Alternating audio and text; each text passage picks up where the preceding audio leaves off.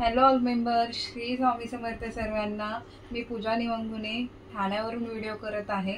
आपल्या चॅनलवरती तुम्हाला डेली रुटीनचे व्हिडिओ, जे माझे डेली घडामोडी होणार आहेत, म्हणजे दिवसामध्ये जे पण काही घडेल त्याचे व्हिडिओज मी आपल्या चॅनलवरती अपलोड करणार आहेत। सो तुम्ही सगळ्यांनी भरभरून छान असा सपोर्ट करायचा आहे आपल्या चॅनलला। आज आहे 15 ऑगस्ट आणि त्याचबरोबर कृष्ण जन्माष्टमी पण आहे आज। सो सगळ्यांना स्वातंत्र्य दिनाच्या आणि कृष्ण जन्माष्टमीच्या हार्दिक शुभेच्छा। सो आज कृष्ण जन्माष्टमी आहे, त्याच्यामुळे आज आपण करणार आहोत साबुदाणे वडे। आणि साबुदाणे वडे मी कसे करणार आहे ते तुम्हाला मी रेसिपी दाखवणारच आहे व्हिडिओमध्ये। आणि त्याचबरोबर माझं डेली रुटीन थोडंफार या व्हिडिओमध्ये मी तुम्हाला शो करणार आहे। सो कोणीही व्हिडिओ स्किप न करता शेवटपर्यंत एंडपर्यंत व्हिडिओ पाहायचा आहे आणि तुमच्या प्रतिक्रिया मला या व्हिडिओमध्ये तुम्ही खाली कमेंट्समध्ये सांगू शकता। आपण आता साबुदाणा वड्याची तयारी करत आहोत। सो सगळ्यात आधी मिरची वाटून घ्यायची आहे, त्याच्यानंतर रात्रीच मी साबुदाणे भिजत ठेवले होते। त्यानंतर आताच बटाटे उकडून घेतलेले आहेत। साबुदाणा जेवढा पाहिजे तेवढा तुम्ही घेऊ शकता, त्याचबरोबर बटाटे पण छान असे उकडून घ्यायचे आणि तुम्हाला मग साबुदाण्यामध्ये छान असे बटाटे मॅश करून ते मिक्स करायचे, तुम्हाला मिक्स करावं लागेल।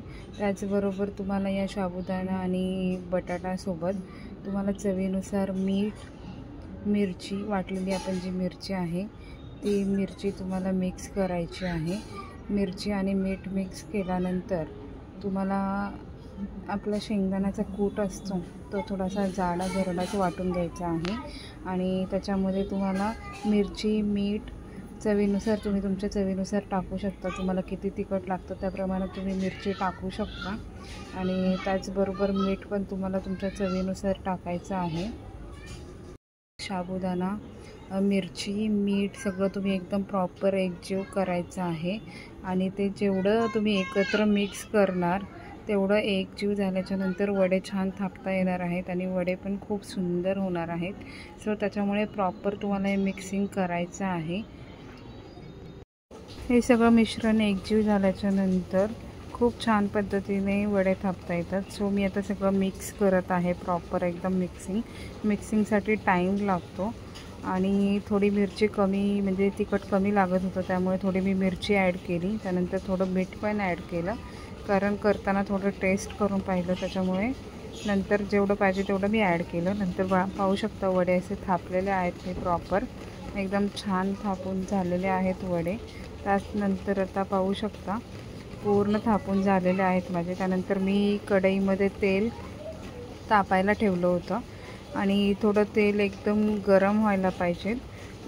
गरम झाल्याच्या नंतर तुम्ही त्याच्यामध्ये वडे टाकू शकता, कारण कमी जर तेल गरम असेल तर तेल जर प्रॉपर गरम झालं ना तर वडे छान असे मस्त कुरकुरीत तळले जातात आणि आपल्याला कुरकुरीत वडेच पाहिजे असतात सगळ्यांना।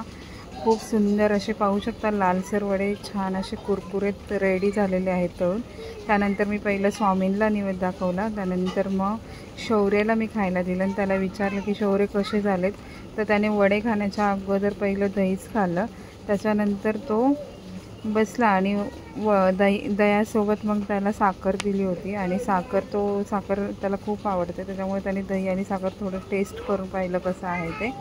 त्यानंतर त्याने नंतर वडे खायला सुरुवात केली आणि त्याला मी विचारलं की वडे कसे झाले आहेत शौर्य, तर शौर्याचे पप्पा आणि शौर्य हे दोघांनी छान प्रतिक्रिया दिल्या। त्या दोघांनाही खूप वडे आवडले आणि खूप सुंदर झालेत असे दोघेही म्हटले आणि एकदम कुरकुरीत मस्त आणि टेस्टी झालेले होते वडे। तर त्यानंतर तुम्ही पाहू शकता शौर्य कसं सांगत आहे छान झाले आहेत वडे, त्याचं पूर्ण लक्ष टी व्हीकडेच होतं। त्यानंतर पाहू शकता तुम्ही पूर्ण पसारा झाला होता सगळं, तर ते मला सगळं साफ क्लीन करायचं होतं, त्याच्यासाठी आम्ही नाश्ता करून घेतला अगोदर आणि त्यानंतर मग मी किचन ओटा पूर्ण सगळी भांडी वगैरे साफ करून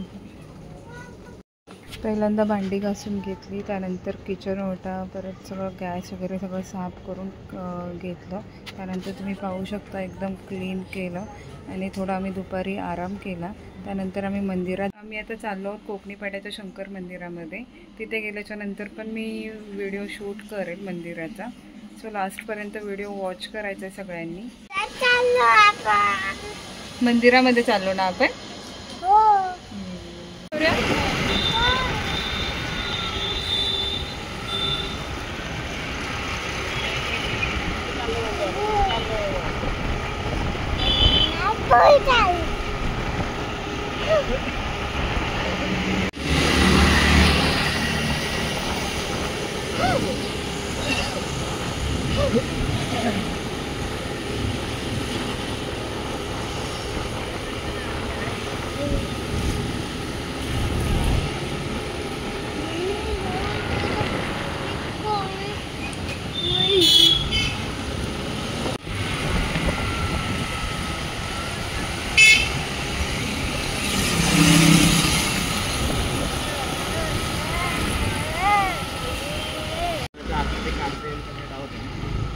ये ना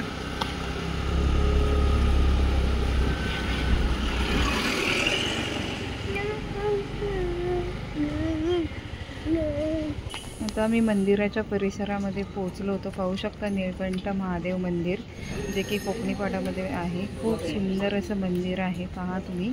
आणि मंदिराच्या आजूबाजूचा परिसर देखील खूप सुंदर आहे. आता थोडा अंधार पडल्यामुळे ते प्रॉपर तुम्हाला व्हिडिओमध्ये दिसणार नाही, पण तिथे गेल्यानंतर खूप छान वाटतं.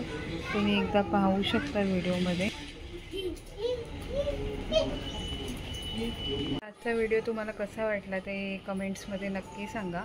आणि व्हिडिओ आवडला असल्यास आपल्या चॅनलला सबस्क्राईब करायला विसरू नका. Thank you so much for watching my video. आणि पुन्हा एकदा सगळ्या मैत्रिणींना श्री स्वामी समर्थ.